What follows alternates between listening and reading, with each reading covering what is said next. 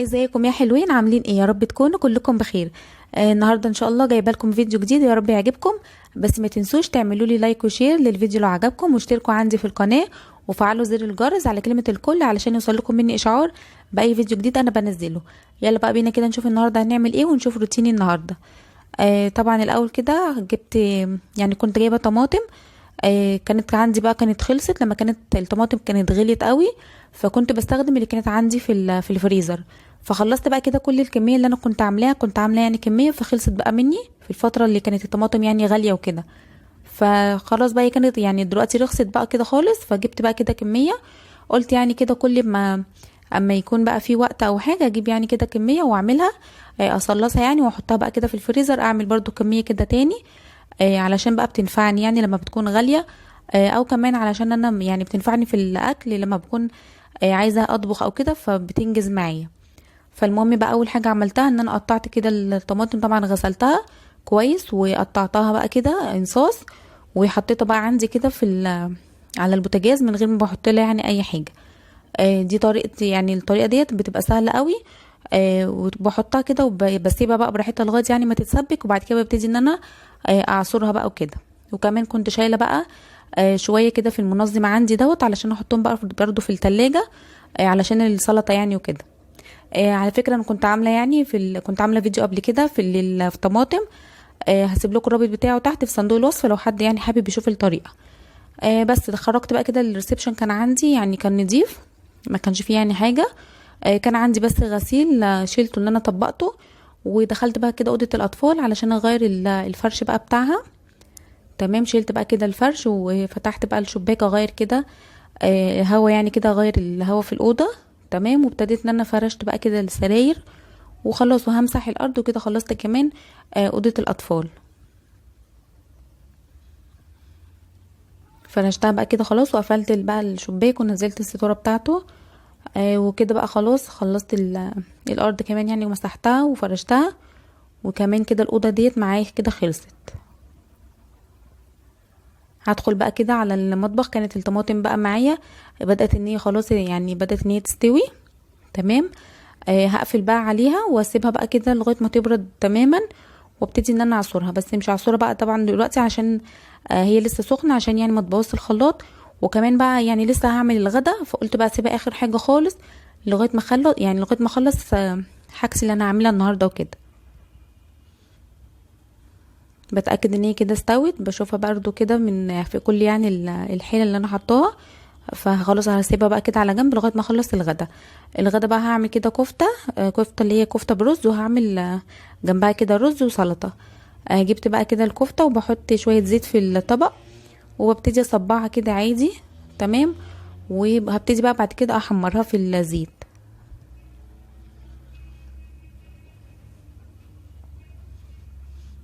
حمرت بقى كده كل الكميه اللي انا كنت مصبعاها ديت كنت عاملاها. تمام، هبتدي بقى كده احضر الصلصه بقى بتاعتها. جبت كده حله وحطيت فيها زيت. تمام، واحط فيها كده معلقه من الثوم. يعني الزيت كده لما اول ما يسخن احط بقى فيها كده معلقه من الثوم المهروس.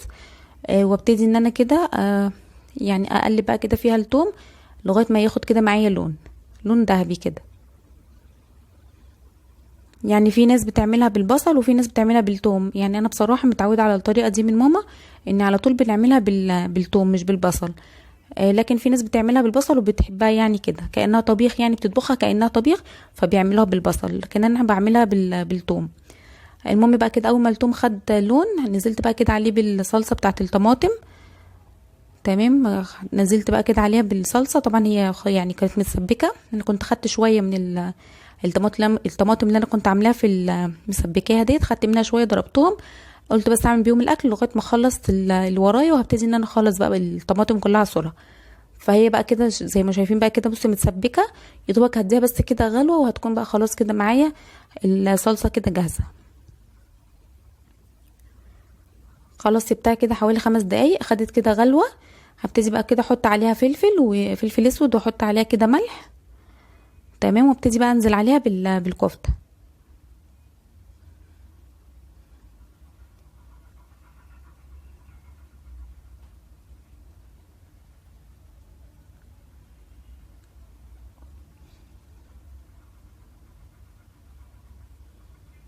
هقلب كده الملح والفلفل مع الصلصة ديت، وبعدين بقى ابتدي احط عليهم الكفتة اللي احنا حمرناها.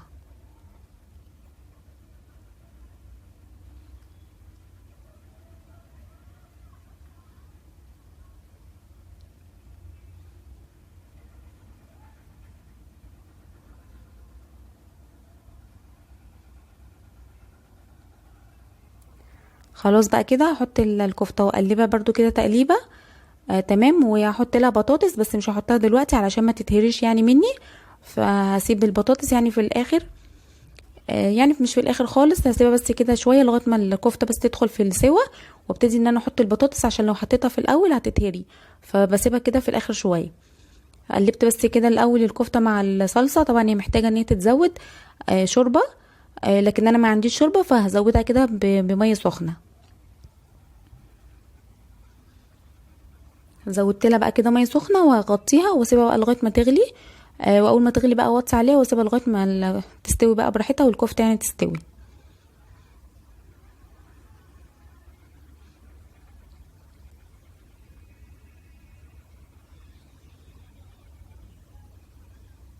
كده بقى معايا الكفته كانت بدات ان هي خلاص دخلت في السوا. تمام. هبتدي بقى اضيف عليها البطاطس مقطعاها كده مكعبات. بس مكعبات تكون كبيره كده شويه، عشان ما يعني لو قطعتيها كده صغيره هتتهري. اول ما تحطيها كده في الكفته وكده مع الصلصه هتتهري لو هي صغيره. فالمكعبات لازم تكون كده يعني تكون حجمها كبير كده شويه علشان ما تتهريش، وتبقى معاكي كده حلوه في الوصفه يعني او في الكفته دي.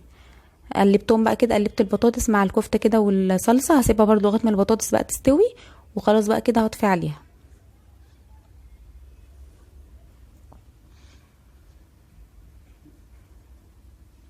هعمل بقى جنبها كده شويه رز كده على طول. تمام. حطيت بقى كده سمنه ومعلقه سمنه وحطيت كمان زيت. تمام. وهبتدي بقى كده احط الشعريه احمرها، وبعدين هنزل بقى عليها بالرز.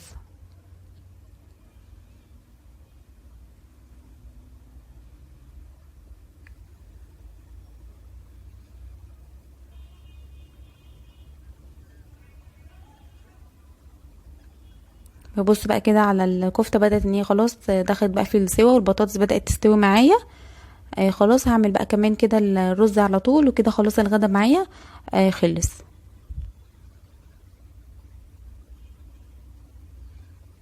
هبتدي بقى كده احط عندي الرز غسله كده كوبايتين من الرز كده غسلته، وابتديت بقى كده احطه عندي على الشعريه.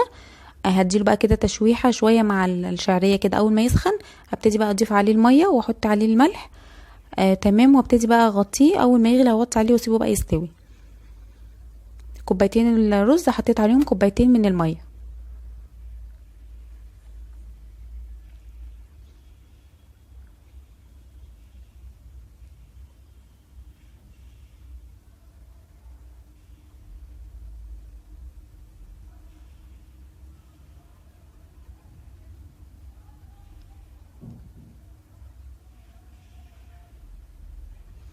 خلاص بقى كده هحط الملح واغطي عليه واسيبه لغايه ما يتشرب، وابتدي بقى ان انا اوطي بقى عليه واسيبه يستوي. كمان الكفته بقى معايا كده خلاص استوت. تمام. هبتدي برضو خلاص اقفل عليها، وهعمل كمان بقى كده شويه سلطه على طول كده. قطعت كده شويه سلطه كده على طول، ما كانش عندي جزر. فقطعت كده خيار وطماطم والكرنب اللي هو الاحمر دوت. وخلاص بقى كده كمان خلصت السلطه. كده كمان خلاص يعني الغدا كده خلص.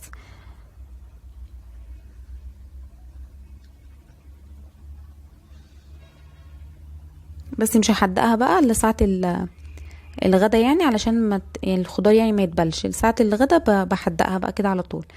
هعمل بقى كده كمان كيكة. جبت بقى كده كيكة الشوكولاتة ديت، كنت جايباها من ماي واي. تمام.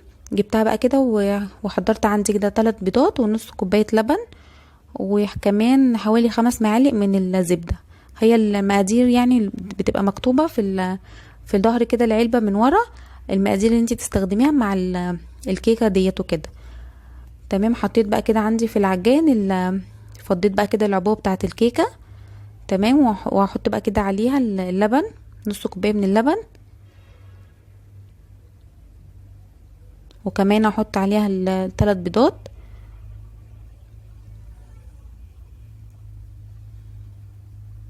واخر حاجه بقى كده هحطها الزبده. مفيش بقى بيكنج باودر ولا فانيليا ولا حاجه، هي الكيكه او الدقيق بتاع الكيكه بيبقى جاهز عليه كده كل الحاجه بتاعته، البيكنج باودر والفانيليا وكل حاجه. بس هبتدي بقى كده اقلبهم مع بعض كده هشغل يعني عليهم العجان على سرعه كده هاديه، وبعد كده ابتدي ان انا لما المكونات كده يعني تتضرب مع بعضها، ابتدي ان انا اعلي بقى عندي بقى السرعه بتاعه العجان عليهم. واهم حاجه ان انا شغلت الفرن علشان يعني يسخن معايا على بال ما اخلص الكيكه، يكون الفرن بقى معايا كده خلاص ساخن. ابتدي بقى ان انا ادخلها.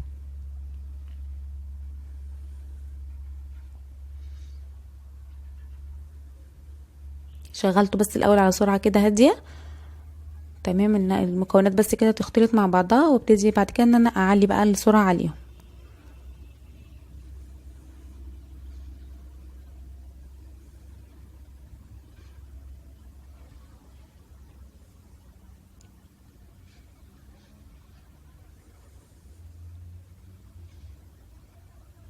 كده خلاص بقى الكيكه بقت جاهزه معايا. بصوا شايفين القوام بتاعها كده تقيل، مش خفيف. مرضتش ان انا يعني ازود لها لبن تاني، هي مكتوب نص كوبايه من اللبن بس، فمرضتش ان انا اضيف عليها لبن تاني او حاجه. سبتها بس بالقوام كده بتاعي، يعني القوام بتاعها كده تقيل. هاخدها بقى كده، وحضرت عندي بقى الصينيه، دهنتها كده بالزيت، وحطيت يعني بدرتها كده بالدقيق كلها علشان ما تلزقش يعني معايا الكيكه لما ادخلها. خلاص بقى كده الصينيه مستخدمه صينيه صغيره المره دي، مش كبيره. تمام، هبتدي بقى كده يعني جبت بقى كده الكيكه برضو، بخلط المكونات برضو كلها كده مع بعضها، وبعدين هبتدي بقى احطها عندي في الصينيه.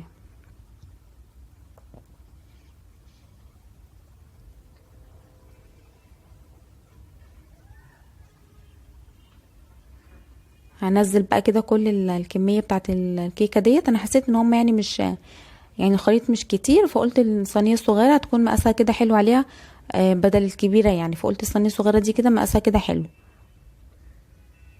هنزل بقى كده كل الخليط وابتدي ان انا اساوي بقى الوش كده بتاعها من فوق.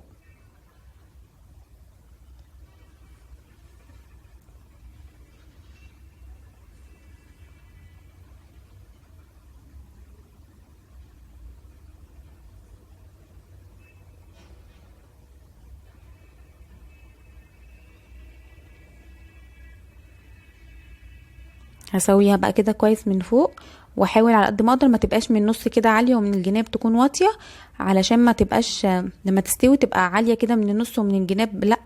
فلا، باخد كده من النص كده وبوزع على الاطراف. اخد كده من النص كويس واوزع على الاطراف، بحيث ان تكون الكيكه كلها كده سوا واحد، ما تكونش فيها حته وحته، علشان لما تستوي ما تبقاش معاكي حته مرتفعه وحته كده نازله، فتكون كده شكلها مش حلو. اهم حاجه انك تسويها كده كويس قبل ما تدخليها الفرن.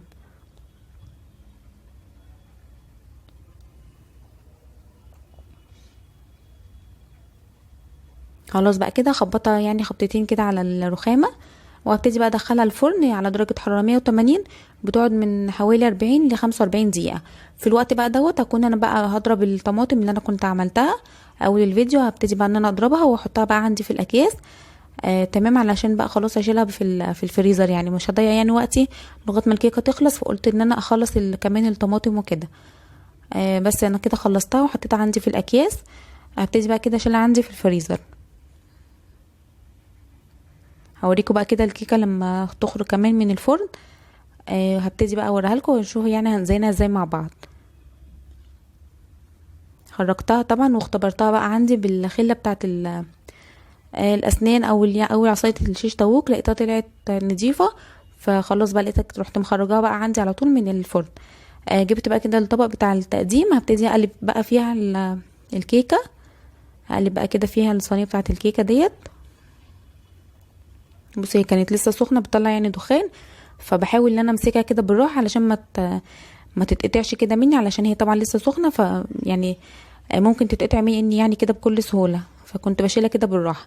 قلبتها بقى كده على الناحيه التانية. تمام، وهبتدي بقى كده ازينها بالصوص كده شوكولاته من فوق. عندي كده صوص شوكولاته، هبتدي بقى ازين كده بيها الوش بتاع الكيكه يعني كلها.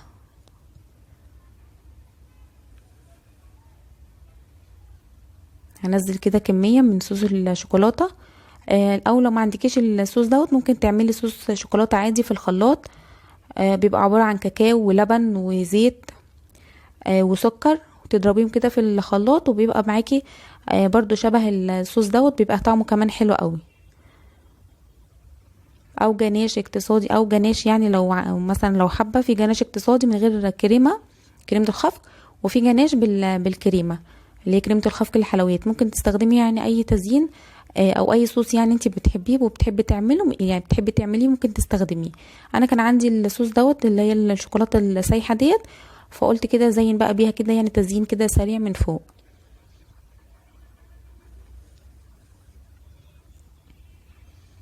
بس كده خلاص نزلت بقى كده الصوص كده، يعني غلفتها كده كلها من فوق. وعندي بقى كده سبرينكلز اللي هي الحاجات الملونة الصغننة دي، برضو هزين برضو كده بيها تزيين بسيط قوي كده من فوق.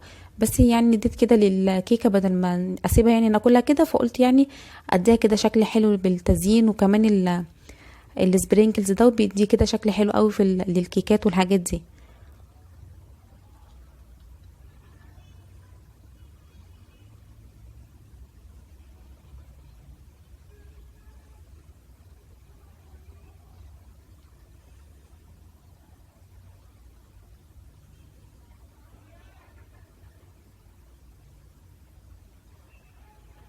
خلاص بقى كده زينتها من فوق كده بالسبرينكلز ده.